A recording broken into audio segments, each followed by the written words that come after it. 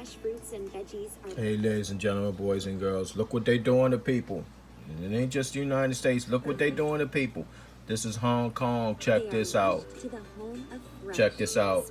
And what I've been saying has become reality. Police have arrested prominent democracy activist Joshua Wong for his involvement in last year's protests.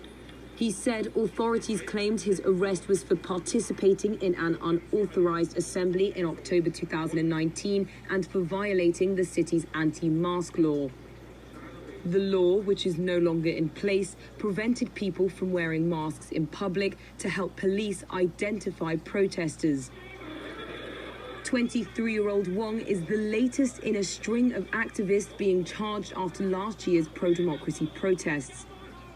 The unrest prompted Beijing to impose a sweeping national security law on June 30th.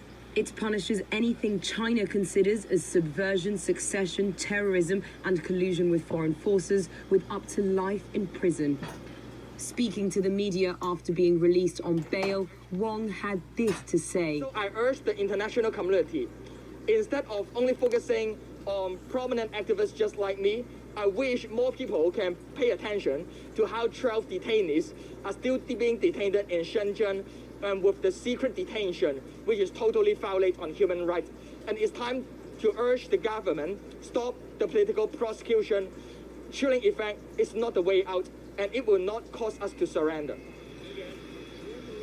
His longtime colleague Agnes Chow and 2 other activists were among 10 people arrested in August on suspicion of violating the new law. Media tycoon Jimmy Lai was also detained weeks earlier on suspicion of colluding with foreign forces. Wong was just 17 years old when he became the face of the 2014 student-led umbrella movement democracy protests. But he was not a leading figure of the often violent unrest that shook Hong Kong last year.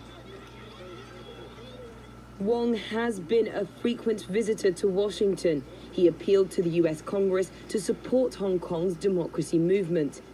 His visits drew anger from Beijing, which says he is a backhand of foreign forces.